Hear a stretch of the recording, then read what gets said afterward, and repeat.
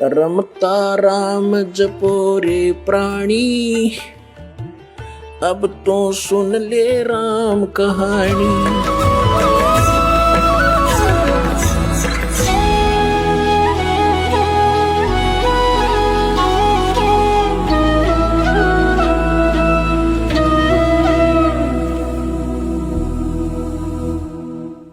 अब जो प्रसंग चल रहा है कि शास्त्र विधि को त्याग के जो मनमाना आचरण करते हैं उनको कोई लाभ नहीं होता। गीता जी अध्याय नंबर 16 के श्लोक नंबर 23 में और 24 में स्पष्ट कर दिया कि इससे तेरे लिए कर्तव्य और अकर्तव्य की व्यवस्था में सदग्रंथ ही प्रमाण है, किसी के लोक वेद पर विश्वास मत करना। तो यहां जो गीता जी अध्याय नंबर 15 के श्लोक नंबर 16 में कहा है कि सर्वपुरुष और अक्षर पुरुष ये दो प्रभु हैं, दो पुरुष हैं, और इनके तथा इनके अंतर्गत जितने प्राणी इनके ये सब नाशवान है।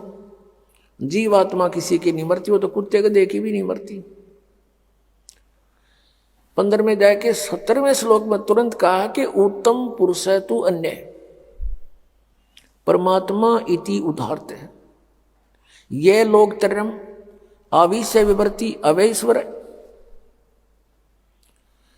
8वें अध्याय के प्रथम मंत्र का उत्तर जो तीसरे में दिया है 8वें अध्याय के में, वो परम अक्षर ब्रह्म है, वो गीता ज्ञानदाता से अन्य है और सुप्रीम पावर है। यहां गीता अध्याय नंबर 15 के श्लोक नंबर 17 में उसी की तरफ संकेत है कि उत्तम पुरुष है तू अन्य परमात्मा इति उदाहरते, और उसको भगवान कहते हैं। और वही तीनों लोकों में प्रवेश करके सबका धारण पोषण करता, वो है वास्तव में अविनाशी परमात्मा। तो यहां जैसे संसार रूपी वृक्ष के जड़ से मूल से पूरे पेड़ को आहार प्राप्त होता है, तो सबका धारण पोषण करने वाला कौन हुआ? जड़ हुआ, मूल हुआ। और वो मूल कौन है? वो परम अक्षर ब्रह्म है, वो परम द्यू पुरुष है। तो वो तीनों लोकों में प्रवेश करके सबका धारण पोषण करता है वो परमात्मा। कौन? परम अक्षर ब्रह्म। अब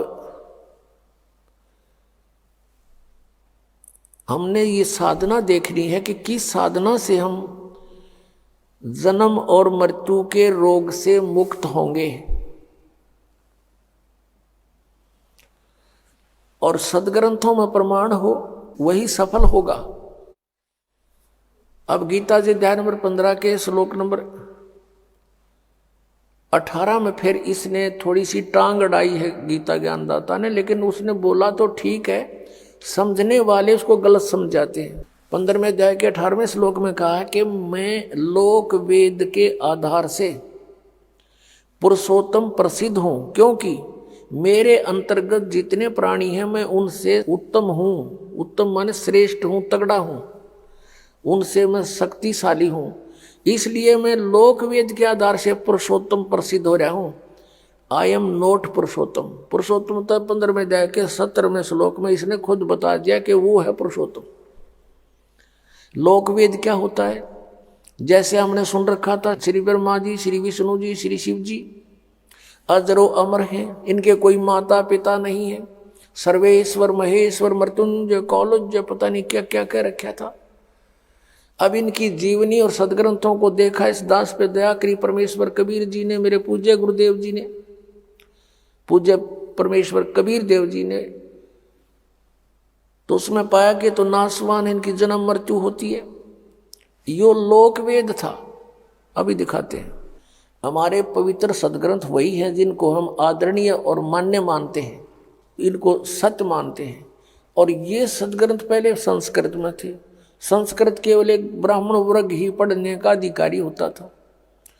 उनका यह बात समझ में आई नहीं, क्योंकि तत्व ज्ञान नहीं था उनके पास। तो ये सदग्रंथ उस तत्व ज्ञान रूपी कुंजी से, की से, उस ताली से खुलते हैं, वो इनके पास थी नहीं। इसलिए आज तक लोक वेद सुनाते रहे। देखिएगा श्री ब्रह्मा विष्णु महेश की जीवनी में क्या लिखा है। श्रीमद् देवी भागवत और गीता प्रेस गोरखपुर से प्रकाशित है। इसके संपादक कौन है? हनुमान प्रसाद पोदार चिमन लाल गोस्वामी। ये कहाँ से छपी है?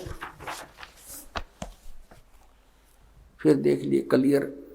प्रकाशक एवं मुद्रक हैं गीता प्रेस गोरखपुर, गोविंद भवन कार्यालय कोलकाता का संस्थान। ये इनके फैक्स और फोन नंबर है।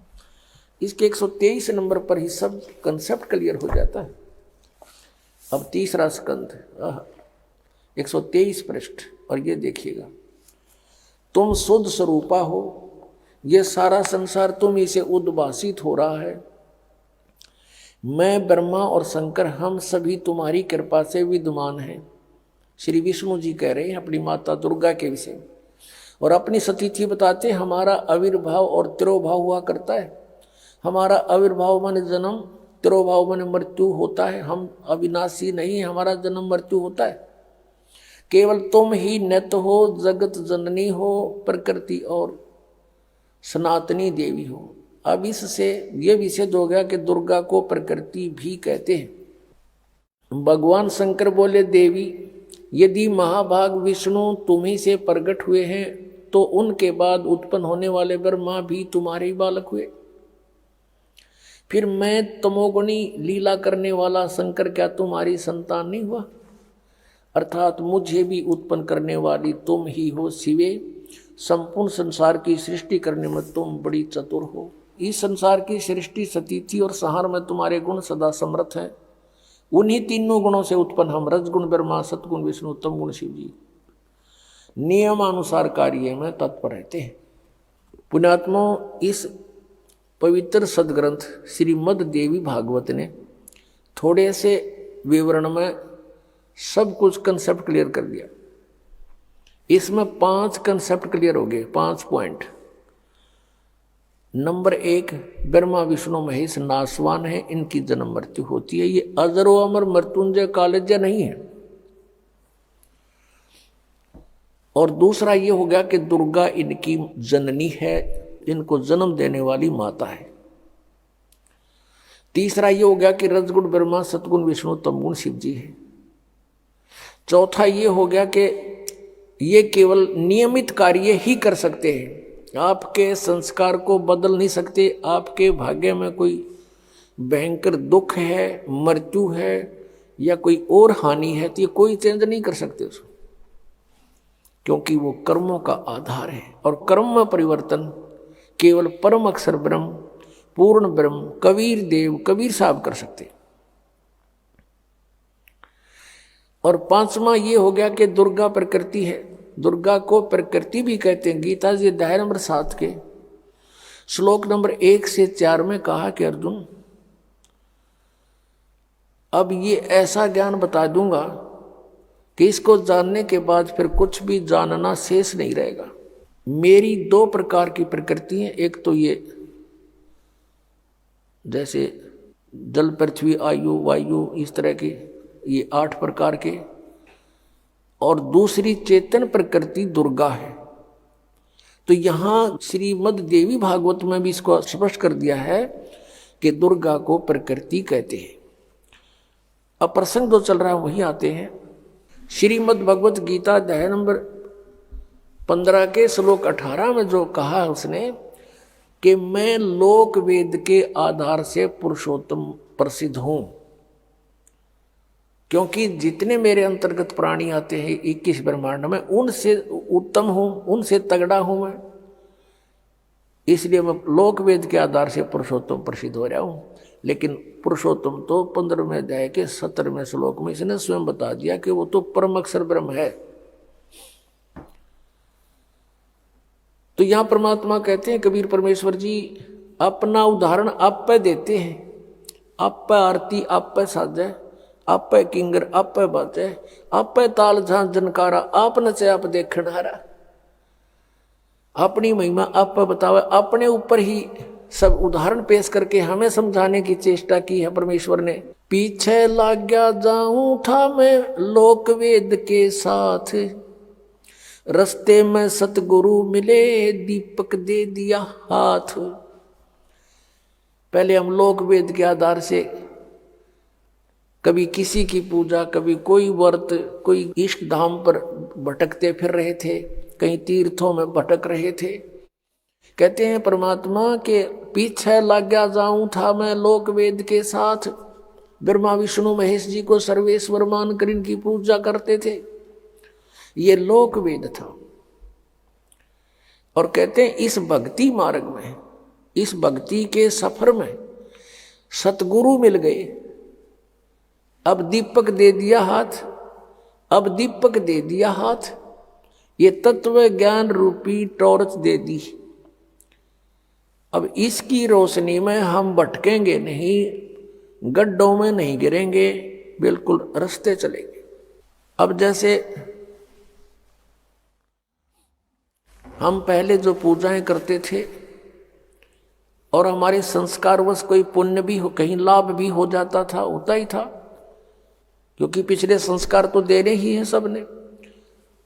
तो हम ये सोचा करते थे कि हम भगवान विष्णु की पूजा करते हैं और भगवान शंकर की पूजा करते हैं, बाबा श्याम जी की पूजा करते हैं, हनुमान जी की पूजा करते हैं, जिस कारण से हमें ये सुख हो रही है।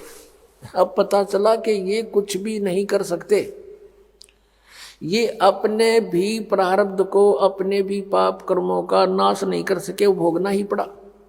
जैसे भगवान श्री कृष्ण जी विष्णु जी के अवतार थे, भगवान श्री रामचंद्र जी विष्णु ही की आत्मा थी और श्री कृष्ण जी भी। नारद जी ने श्राप दे दिया था विष्णु जी को, क्योंकि वो विवाह कराना चाहता था और उसने भगवान विष्णु जी से हरि रूप मांगा था। विष्णु जी ने उसका बंदर का मुंह लगा दिया था, जिससे वो अक्षुब्ध हो गया और विष्णु जी को श्राप दे दिया था कि एक जीवन तू अपनी पत्नी के वियोग में बितावेगा। और ऐसा ही हुआ। श्री विष्णु जी श्री रामचंद्र रूप में राजा दशरथ के घर जन्म हुआ। युवा होते ही विवाह हुआ, विवाह होते ही वनवास हुआ, वनवास में सीता का अपहरण हुआ और 12 वर्ष तक वो सीता रावण के बाग में रही। उसके पास घोर युद्ध हुआ, करोड़ों व्यक्ति मारे गए, सीता वहां से सकुशल ले आई। फिर कुछ ही दिनों, कुछ ही वर्षों के बाद किसी धोबी के व्यंग से, टोंट कसने से सीता जी को घर से निकाल दिया। आजीवन उनका मेल नहीं हुआ। नारद के श्राप थे और इस भगवान की बिरान बैठी। तो परमात्मा कहते हैं कबीर जी, तुम कौन राम का जपते जापम अर्थात कटे न ये तीनों तापम।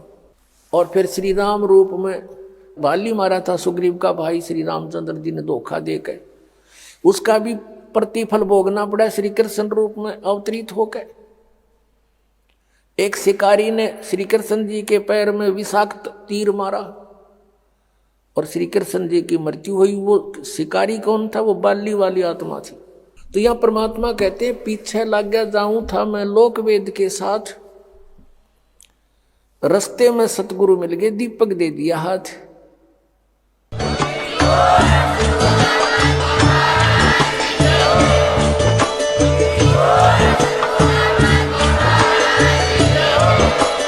आप सुन रहे थे जगत गुरु तत्वदर्शी संत रामपाल जी महाराज जी के मंगल प्रवचन। अधिक जानकारी के लिए विजिट कीजिए हमारी वेबसाइट www.jagatgururampalji.org। संत रामपाल जी महाराज जी के शुभ आशीर्वाद से पूरे विश्व भर में 500 से भी ज्यादा नाम दीक्षा केंद्र हैं, जिन पर संत रामपाल जी महाराज जी द्वारा ऑनलाइन निशुल्क नाम दीक्षा दी जा रही है। अपने नजदीकी नाम दीक्षा केंद्र का पता करने के लिए संपर्क करें 8222880541।